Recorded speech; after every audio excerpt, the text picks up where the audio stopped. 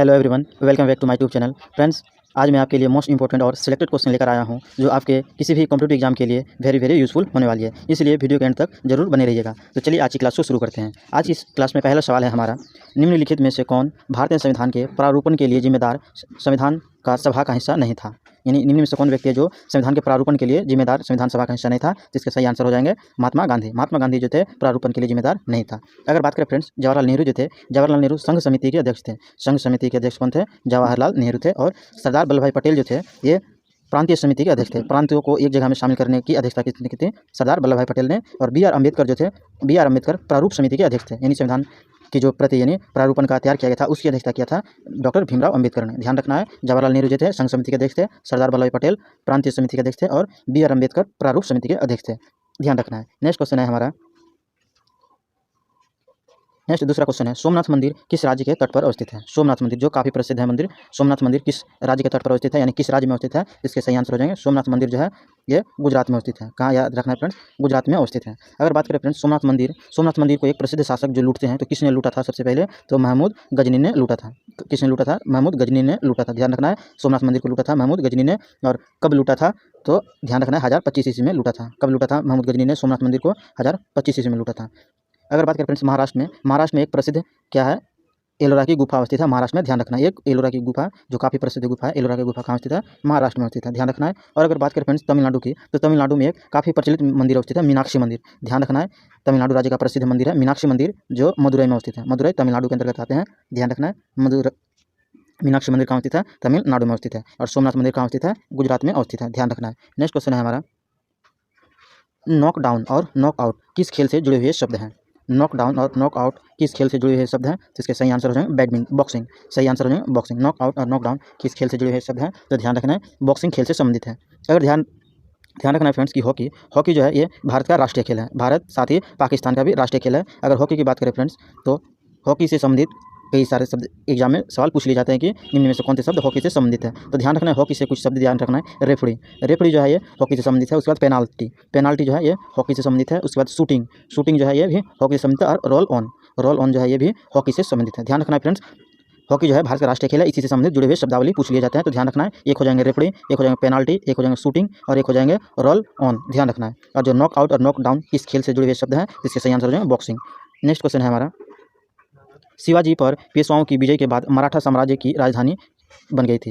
यानी शिवाजी पर पेशवाओं की विजय के बाद, यानी शिवाजी के शासनकाल में जब पेशवाओं ने विजय प्राप्त किया था उस समय मराठा साम्राज्य की राजधानी कहाँ बन गई थी? तो इसके सही आंसर हो जाएगा मराठा साम्राज्य की राजधानी बन गई थी पूना जो एक महाराष्ट्र शहर में अवस्थित है। महाराष्ट्र राज्य का एक शहर है, पूना बन गई थी। ध्यान रखना है, पूना में बन गई थी। अगर बात करें फ्रेंड्स नागपुर में, तो नागपुर जो है ये हमारा क्या है? तो ध्यान रखना है, नागपुर में हो जाएंगे हमारे पर्यावरण अनुसंधान संस्थान, यानी कि केंद्रीय पर्यावरण अनुसंधान संस्थान जो अवस्थित है ये नागपुर में अवस्थित है। केंद्रीय पर्यावरण अनुसंधान संस्थान कहाँ अवस्थित है? नागपुर में अवस्थित है। ध्यान रखना है। उज्जैन की अगर बात करें फ्रेंड्स तो उज्जैन शहर जो है ये क्षिप्रा नदी के किनारे अवस्थित है। ध्यान रखना है, उज्जैन जो अवस्थित शहर है ये क्षिप्रा नदी के किनारे अवस्थित है। उज्जैन जो है क्षिप्रा नदी के किनारे अवस्थित है। और नागपुर हो जाएंगे हमारे, नागपुर में है केंद्रीय पर्यावरण अनुसंधान संस्थान नागपुर।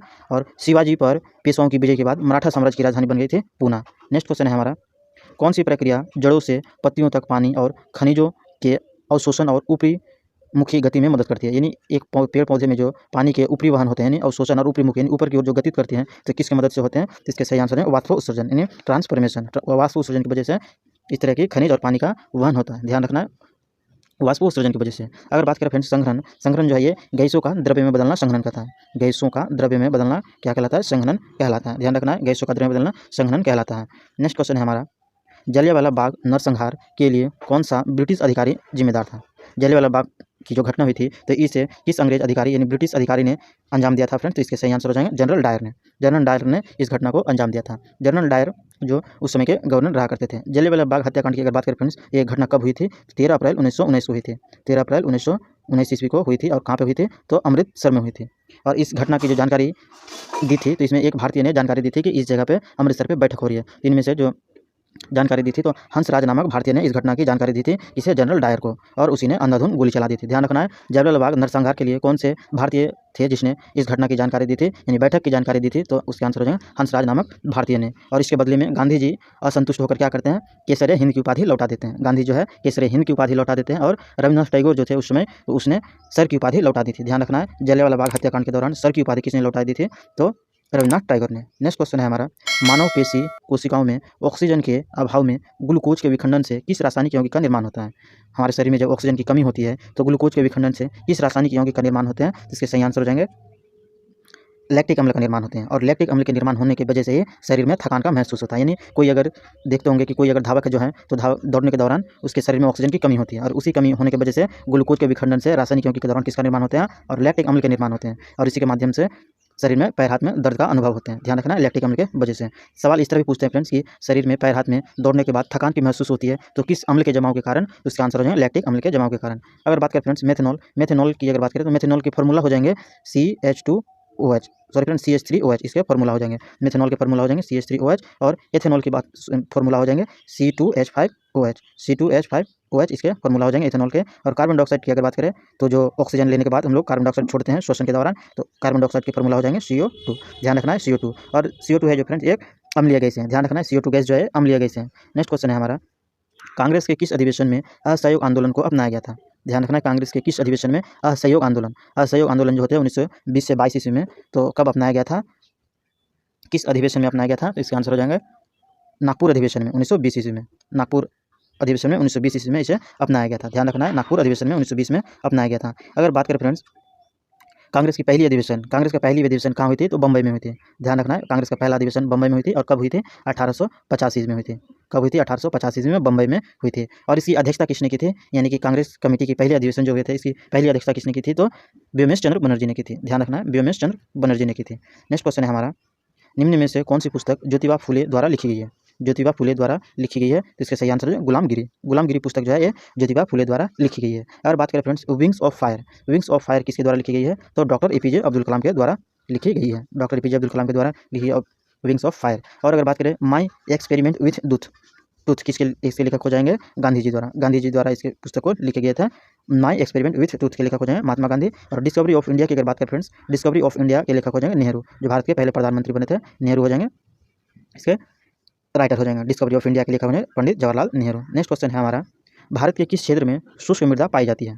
भारत के किस क्षेत्र में शुष्क मृदा पाई जाती है? शुष्क कहने का मतलब फ्रेंड्स गर्मी वाला एरिया यानी सूखा वाला एरिया। तो भारत के किस राज्य में सूखे वाला एरिया है? तो राजस्थान में वर्षा बहुत कम के बराबर होते हैं, तो इसका आंसर हो जाएगा राजस्थान।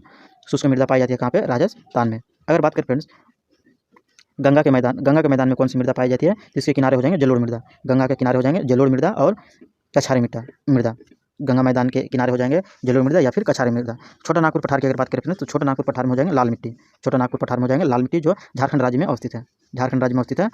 छोटा नागपुर का पठार जो किसके लिए प्रसिद्ध है? लाल मिट्टी के लिए प्रसिद्ध है। नेक्स्ट क्वेश्चन है हमारा, फ्रेंड्स आपको अगर हमारे प्रश्न की क्वालिटी और कंटेंट अगर पसंद आते हैं तो यूट्यूब चैनल टेस्ट सीरीज को सब्सक्राइब जरूर कीजिएगा, और हमारे वीडियो और कंटेंट अगर पसंद आते हैं तो वीडियो को लाइक और शेयर जरूर कीजिएगा, और साथ ही बेल आइकन को भी दबा दीजिएगा ताकि आपको हर क्लास की नोटिफिकेशन पहुंचते रहें। नेक्स्ट क्वेश्चन है हमारा, हुंडरू जलप्रपात किस नदी पर अवस्थित है? जिसके सही आंसर हो जाएंगे स्वर्ण रेखा नदी पर। हुंडरू जलप्रपात जो है स्वर्ण रेखा नदी पर अवस्थित है। और स्वर्ण रेखा नदी जो है किस राज्य में स्थित है? ये झारखंड के रांची से निकलते हैं, झारखंड के रांची जिले से निकलती है और झारखंड होते हुए पश्चिम बंगाल में प्रवेश करती है, और पश्चिम बंगाल में प्रवेश करने के बाद बंगाल की खाड़ी में गिरती है। यानी कि स्वर्ण रेखा नदी का मुहाना हो जाएंगे बंगाल की खाड़ी, और उद्गम हो जाएंगे झारखंड के रांची जिले से, और दो राज्यों में प्रभावित होती है जो झारखंड और पश्चिम बंगाल में प्रभावित होती है। ध्यान रखना है स्वर्ण रेखा नदी पे हुंडरू जलप्रपात अवस्थित है जो झारखंड का भी सबसे ऊंचा जलप्रपात है। नेक्स्ट क्वेश्चन है हमारा, कावेरी की अगर बात करें इसे दक्षिण भारत की गंगा कहा जाता है कावेरी को। ध्यान रखना है दक्षिण भारत की गंगा कही जाती है कावेरी को। नेक्स्ट क्वेश्चन है हमारा, मांग के नियम के अनुसार किस अन्य सभी स्थिति सामान्य रहे तो किसी वस्तु का मांग तथा उसकी कीमत में क्या संबंध होता है? मांग के नियम के अनुसार यदि अन्य सभी स्थिति समान रहे तो किसी वस्तु की मांग तथा इसकी कीमत में क्या संबंध है? इसके दोनों के बीच नकारात्मक संबंध है। यानी कि मांग के नियम के अनुसार किसी वस्तु की जो मांग और वस्तु की स्थिति यानी कीमत, प्राइस जो है एक दूसरे के व्युत्क्रमानुपाती होते हैं। एक दूसरे के व्युत्क्रमानुपाती होते हैं, यानी कि अगर किसी वस्तु की मांग बढ़ती है तो इसकी कीमत घटेगी। ध्यान रखना है मांग के नियम के अनुसार किसी वस्तु की कीमत और किसी वस्तु का मांग जो है एक दूसरे के व्युत्क्रमानुपाती है। ध्यान रखना है यानी नकारात्मक प्रभाव डालते हैं। नेक्स्ट क्वेश्चन है हमारा, इंदिरा साहनी और अन्य बनाम GOI मामला किस विषय से संबंधित है? इसके सही आंसर हो जाएंगे आरक्षण से संबंधित है। इंदिरा साहनी अन्य और बनाम GO का मामला किस विषय से संबंधित है? तो इसके सही आंसर हो जाएंगे आरक्षण से संबंधित है। ध्यान रखना बनाम GOI मामला किस विषय से संबंधित है? आरक्षण से संबंधित है। नेक्स्ट क्वेश्चन है हमारा, किस त्यौहार के दौरान खासी आदिवासी लोगों द्वारा नोक्रम नृत्य मनाया जाता है? नोक्रम नृत्य किस आदिवासी द्वारा मनाया जाता है? तो ये हो जाएंगे बंगाल में बंगाला द्वारा ये नृत्य मनाए जाते हैं। किस त्यौहार के दौरान खासी आदिवासी लोगों द्वारा नोक्रम नृत्य मनाया जाता है? तो बंगाला के द्वारा। अगर बात करें फ्रेंड्स जत्रा जो है ये किस राज्य में फेमस है? तो जत्रा है कर्नाटक राज्य में प्रसिद्ध है। जत्रा, यक्षगान ये सब किस राज्य में प्रसिद्ध है? कर्नाटक में स्थित है। और अगर बिहू की बात करें तो बिहू जो है असम में प्रसिद्ध है। बिहू, बिछुआ ये सब किस राज्य में प्रसिद्ध है? असम में प्रसिद्ध है। ध्यान रखना है, बिहू बिछुआ हो जाएंगे असम, जत्रा हो जाएंगे कर्नाटक और यक्षगान हो जाएंगे भी कर्नाटक और बांग्ला के द्वारा हो जाएंगे आदिवासी लोगों द्वारा नोक्रम नृत्य मनाया जाता है बांग्ला के द्वारा। नेक्स्ट क्वेश्चन है हमारा, ISSF ब्लू क्रॉस ऑनर पाने वाले पहले भारतीय कौन है? ISSF blue cross honour award पाने वाले पहले भारतीय कौन है? तो इसके सही आंसर होंगे अभिनव बिंद्रा। अभिनव बिंद्रा जो है ये ब्लू क्रॉस ऑनर पाने वाले पहले भारतीय बन जाएंगे, अभिनव बिंद्रा। नेक्स्ट क्वेश्चन है, सानिया मिर्जा की बात करें फ्रेंड्स ये प्रसिद्ध टेनिस के खिलाड़ी हैं। किस खेल से संबंधित है? टेनिस के खिलाड़ी हैं। और सचिन तेंदुलकर की बात करें फ्रेंड्स ये क्रिकेट के भगवान कहे जाते हैं। ध्यान रखना, क्रिकेट के भगवान कहे जाते हैं किस क्रिकेटर को? तो सचिन तेंदुलकर को। साथ ही इसके साथ में एक सवाल कई बार पूछे जाते हैं फ्रेंड्स कि सचिन तेंदुलकर को भारत रत्न कब मिला था? तो ध्यान रखना है 2014 में इसे भारत रत्न दिया गया था। सचिन तेंदुलकर को भारत रत्न कब दिया गया था? 2014 ईस्वी में, जिसे क्या बोले जाते हैं? तो क्रिकेट का भगवान बोले जाते हैं। ध्यान रखना है क्या बोले जाते हैं? क्रिकेट के भगवान बोले जाते हैं। नेक्स्ट क्वेश्चन है हमारा,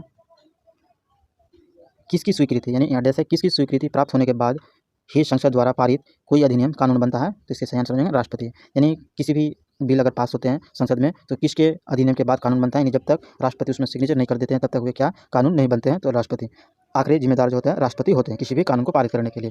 ध्यान रखना, किसकी स्वीकृति प्राप्त होने के बाद ही संसद द्वारा पारित कोई अधिनियम कानून बनता है? तो राष्ट्रपति के द्वारा। अगर बात करें फ्रेंड्स उच्च न्यायालय, तो जो भारत में जो वर्तमान में भी उच्च न्यायालय है इसके जो न्यायाधीश हैं, सुप्रीम कोर्ट के जो न्यायाधीश हैं इसके न्यायाधीश हो जाएंगे DY चंद्रचूड़। DY चंद्रचूड़ इसके न्यायाधीश हो जाएंगे। DY चंद्रचूड़ इसके वर्तमान में न्यायाधीश हो जाएंगे। और कानून मंत्री की अगर बात करें फ्रेंड्स तो वर्तमान में भी कानून मंत्री कौन है? ध्यान रखना है कानून मंत्री हो जाएंगे अर्जुन राम मेघवाल, जो वर्तमान में भी बनने जा रहे हैं। अर्जुन राम मेघवाल जो अभी चर्चा में है, अर्जुन राम मेघवाल वर्तमान में कानून मंत्री बनने जा रहे हैं। और सुप्रीम कोर्ट के न्यायाधीश हो जाएंगे DY चंद्रचूड़। और बात करें फ्रेंड्स जो प्रधानमंत्री है वर्तमान में ये कितने प्रधानमंत्री हैं भारत के? तो ध्यान रखना भारत के 15वें प्रधानमंत्री हैं। ध्यान रखना कई सारे एग्जाम में अचानक पूछ लिए जाते हैं कि वर्तमान में प्रधानमंत्री कितने क्रम के प्रधानमंत्री है? तो ध्यान रखना 15वें क्रम के प्रधानमंत्री हैं। नेक्स्ट क्वेश्चन है, मानव शरीर में पाचन तंत्र का सबसे लंबा हिस्सा कौन सा है? तो इसके सही आंसर होंगे छोटी आंत। छोटी आंत जो है मानव शरीर के पाचन तंत्र का सबसे लंबा हिस्सा है। अगर इसकी बात करें कि फ्रेंड्स इसकी लंबाई कितनी है? तो इसकी लंबाई हो जाएंगे 32 फीट यानी 32 फीट के बराबर। इसकी लंबाई करीब होते हैं 32 फीट के करीब इसकी लंबाई होती है। अगर बात करें फ्रेंड्स मानव शरीर की सबसे छोटी हड्डी की बात करें, सबसे छोटी हड्डी तो सबसे छोटी हो जाएंगे स्टेप्स। सबसे छोटी हड्डी हो जाएंगे स्टेप्स जो कान में अवस्थित है। ध्यान रखना है सबसे छोटी हड्डी हो जाएंगे स्टेप्स जो कान में अवस्थित है। और सबसे लंबी मांसपेशी की अगर बात करें फ्रेंड्स साइंस से रिलेटेड क्वेश्चन कि मानव शरीर की सबसे लंबी मांसपेशी कौन सी है? तो आंसर हो जाएगा सार्टोरिस। मानव शरीर की सबसे लंबी मांसपेशी हो जाएंगे सार्टोरिस जो जांघ में अवस्थित है। ध्यान रखना है मानव शरीर की सबसे छोटी हड्डी स्टेप्स और सबसे लंबी मांसपेशी सार्टोरिस और मानव शरीर की पाचन तंत्र का सबसे लंबा हिस्सा छोटी आंत हो जाएंगे जिसकी लंबाई है 32 फीट। ध्यान रखना है 32 फीट। नेक्स्ट क्वेश्चन है हमारा, भारत में स्टॉक मार्केट के विनिमय के लिए कौन सी केंद्रीय एजेंसी जिम्मेदार है? तो इसके सही आंसर हो जाएंगे सेबी। भारत में जितने भी स्टॉक मार्केट का विनिमय होते हैं तो कौन सी केंद्रीय एजेंसी जिम्मेदार है? तो आंसर हो जाएंगे सेबी। सेबी इसके लिए जिम्मेदार है। सेबी की अगर बात करें फ्रेंड्स तो सेबी के हेडक्वार्टर हो जाएंगे मुंबई में। सेबी के हेडक्वार्टर हो जाएंगे मुंबई में। ध्यान रखना सेबी के हेडक्वार्टर हो जाएंगे मुंबई में। और सेबी के जो वर्तमान में अध्यक्ष हैं तो माधवीपुरी बुच इसके वर्तमान में अध्यक्ष है। ध्यान रखना है सेबी के वर्तमान में अध्यक्ष कौन हो जाएंगे? माधवीपुरी बुच। नेक्स्ट क्वेश्चन है हमारा, हाइड्रोजन बम किस नाभिकीय अभिक्रिया पर आधारित है? हाइड्रोजन बम किस नाभिकीय अभिक्रिया पर आधारित है? तो इसके सही आंसर हो जाएंगे ताप नाभिकीय संलयन पर।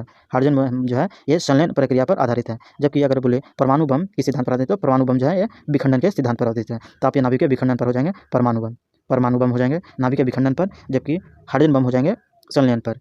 अगर बात करें फ्रेंड्स हाइड्रोजन बम की खोज किसने की थी? तो हाइड्रोजन बम की खोज एडवर्ड टेलर ने की थी। एडवर्ड टेलर ने की थी। ध्यान रखना है हाइड्रोजन बम की खोज किसने की थी? एडवर्ड टेलर ने की थी। और कब की थी? तो ध्यान रखना है 1954 में की थी। हाइड्रोजन बम की खोज एडवर्ड टेलर ने कब की थी? 1954 में की थी। जो और पूछा अगर फ्रेंड्स एडवर्ड टेलर किस देश के वैज्ञानिक थे? ये अमेरिकी वैज्ञानिक थे। एडवर्ड टेलर जो थे किस देश के वैज्ञानिक थे? अमेरिकी वैज्ञानिक थे। ध्यान रखना है फ्रेंड्स किस देश के वैज्ञानिक थे? अमेरिका के वैज्ञानिक थे। आज की क्लास का आखिरी प्रश्न है फ्रेंड्स, निम्नलिखित में से कौन से राज्य लोक कला युग्म सही नहीं है? यानी एक तरफ उस राज्य के कला दिए हुए हैं और एक तरफ उनके राज्यों के नाम लिखे हैं, तो इनमें से कौन जो है सही नहीं है? मधुबनी चित्रकला बिहार, तंजौर कला राजस्थान, पट्टचित्र उड़ीसा और कालमे तमिलनाडु। इसके सही आंसर हो जाएंगे फ्रेंड्स जो है मधुबनी चित्रकला जो है बिहार में सही है। मधुबनी चित्रकला बिहार में प्रसिद्ध है, तंजौर कला राजस्थान में प्रसिद्ध है और पट्टचित्र उड़ीसा जो है पट्टचित्र उड़ीसा में प्रसिद्ध है। लेकिन काल में तमिलनाडु में ये सुमिलित गलत है, पौल में तमिलनाडु में ये नहीं है। तो फ्रेंड्स आज की सेशन का ये हमारा 20 क्वेश्चन समाप्त हुआ। फ्रेंड्स आपको अगर हमारी प्रश्न की क्वालिटी और कंटेंट अगर पसंद आती है तो वीडियो को लाइक और शेयर जरूर कीजिएगा और हमारे यूट्यूब चैनल टेस्ट सीरीज को सब्सक्राइब जरूर कीजिएगा। और हमारे वीडियो और कंटेंट अगर पसंद आते हैं तो वीडियो को लाइक और शेयर जरूर कीजिएगा और साथ ही बेल आइकन को भी दबा दीजिएगा ताकि आपको हर क्लास की नोटिफिकेशन पहुँचते रहें।